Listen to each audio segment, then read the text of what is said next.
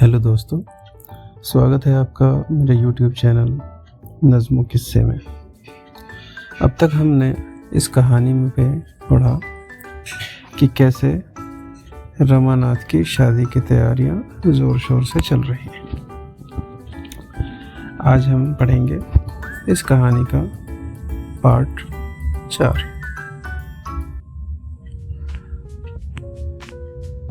नाटक उस वक्त पास होता है जब रसिक समाज उसे पसंद कर लेता है। बारात का नाटक उस वक्त पास होता है जब राह चलते आदमी उसे पसंद कर लेते हैं। नाटक की परीक्षा 4-5 घंटे तक होती रहती है। बारात की परीक्षा के लिए केवल इतने ही मिनटों का समय होता है।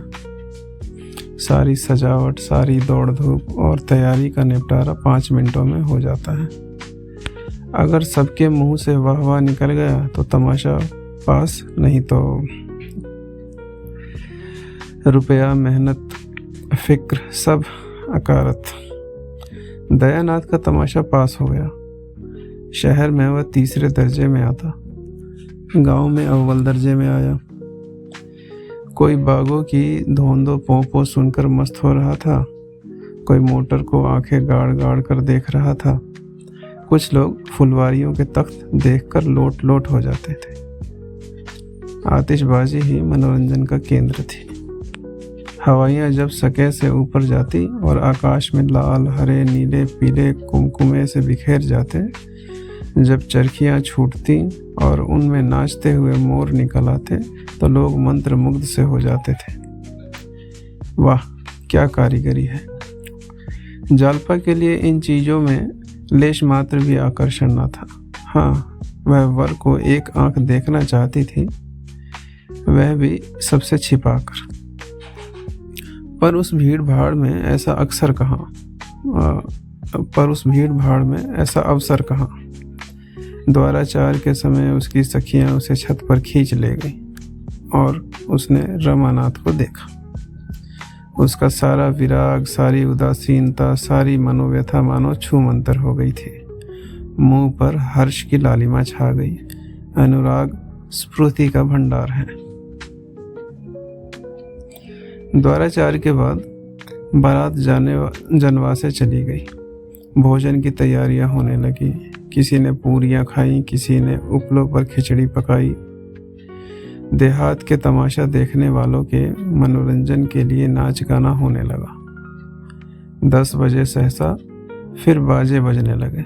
मालूम हुआ कि चढ़ावा आ रहा है। बारात में हर एक रस्म डंके की चोट पर अदा होती है। दूल्हा कलेवा करने आ रहा है, बाजे बजने लगे। समधी मिलने आ रहा है, बाजे बजने लगे। चढ़ावा ज्यों ही पहुंचा, घर में हलचल मच गई। स्त्री, पुरुष, बूढ़े, जवान सब चढ़ावा देखने के लिए उत्सुक हो उठे। ज्यों ही किश्तियां मंडप में पहुंची, लोग सब काम छोड़कर देखने दौड़े। आपस में धक्कम धक्का होने लगी। मानकी प्यास से बेहाल हो रही थी। कंठ सूखा जाता था। चढ़ावा आते ही प्यास भाग गई।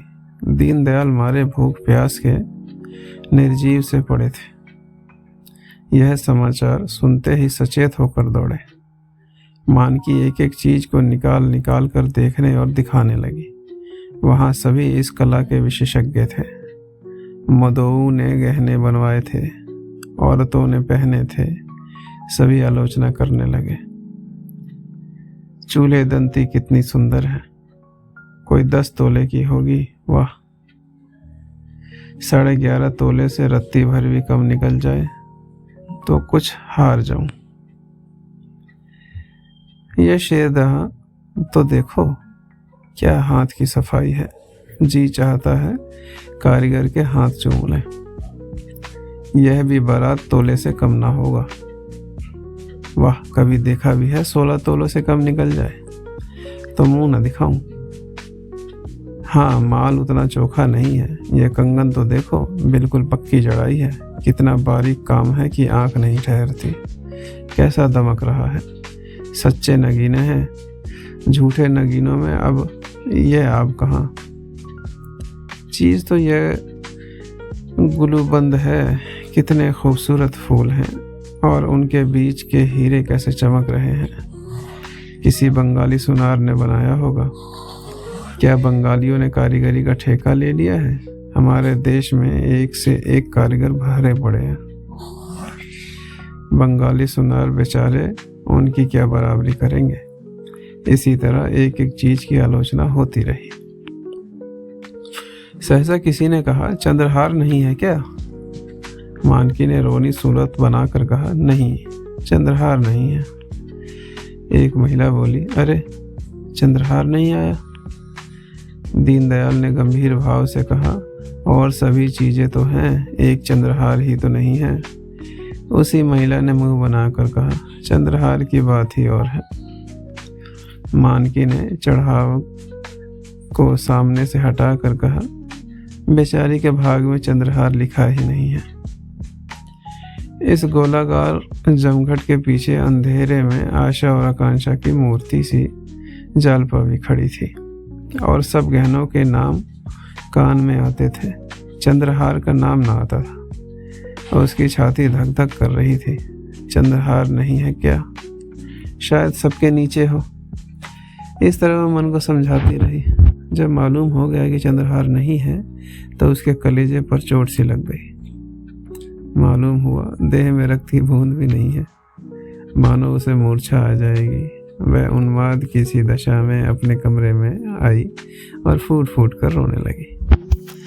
वह लालसा जो आज 7 वर्ष हुए उसके हृदय में अंकुरित हुई थी, जो इस समय पुष्प और पल्लव से लदी खड़ी थी, उस पर वज्रपात हो गया।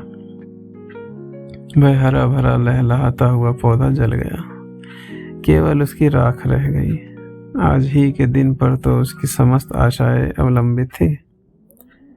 दुर्दैव ने आज वह अवलंबन भी छीन लिया। उस निराशा के आवेश में उसका ऐसा जी चाहने लगा कि अपना मुंह उजला ले। उसका वश चलता तो वह चढ़ावे को उठाकर आग में फेंक देती। कमरे में एक आले पर शिव की मूर्ति रखी हुई थी। उसने उसे उठाकर ऐसा पटका कि उसकी आशाओं की भांति वह भी चूर चूर हो गई। उसने निश्चय किया, मैं कोई आभूषण नहीं पहनूंगी। आभूषण पहनने से होता ही क्या है? जो रूप विहीन हो वह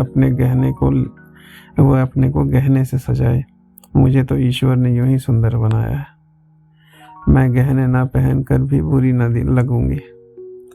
सस्ती चीजें उठा लाए, जिसमें रुपए खर्च होते थे, उनका नाम ही नहीं लिया। अगर गिनती ही गिनानी थी तो इतने ही दामों में इसके दूने गहने आ जाते। वह इसी क्रोध में भरी बैठी थी कि उसकी 3 सखियां आकर खड़ी हो गई। उन्होंने समझाया था, जालपा को अभी चढ़ाव की कुछ खबर नहीं है। जालपा ने उन्हें देखते ही आंखें पोंछ डाली और मुस्कुराने लगी। राधा मुस्कुराकर बोली, जालपा, मालूम होता है तूने बड़ी तपस्या की थी। ऐसा चढ़ाव मैंने आज तक नहीं देखा था। अब तो तेरी सब साथ पूरी हो गई। जालपा ने अपनी लंबी लंबी पलकें उठाकर उसकी ओर ऐसे दीन नज़र से देखा मानो जीवन में अब उसके लिए कोई आशा नहीं है। हाँ बहन, अब साथ पूरी हो गई। इन शब्दों में कितनी अपार मर्मांतक वेदना भरी हुई थी। इसका अनुमान तीनों युवतियों में कोई भी न कर सकी। तीनों कौतूहल से उसकी ओर ताकने लगी, मानो उसका आशय उनकी समझ में न आया हो। बासंती ने कहा, जी चाहता है कारीगर के हाथ चूम लो। शहजादी बोली, चढ़ावा ऐसा ही होना चाहिए कि देखने वाले भड़क उठे। बासंती बोली, तुम्हारी सास बड़ी चतुर जान पड़ती है, कोई चीज नहीं छोड़ी। जालपा ने मुंह उधर करके कहा, ऐसा ही होगा। राधा कहती है, और तो सब कुछ है, केवल चंद्रहार नहीं है। शहजादी कहती है, एक चंद्रहार के ना होने से क्या होता है बहन, उसकी जगह गुलूबंद तो है। जालपा को वक्रोक्ति के भाव से कहा। जालपा ने वक्रोक्ति के भाव से कहा, हाँ, देह में एक आंख ना होने से क्या होता है, और सब अंग होते ही हैं। आंखें हुई तो क्या, ना हुई तो क्या। बालकों के मुंह से गंभीर बातें सुनकर जैसे हमें हंसी आ जाती है, उसी तरह जालपा के मुंह से यह लालसा से भरी हुई बातें सुनकर राधा और बसंती अपनी हंसी न रोक सके।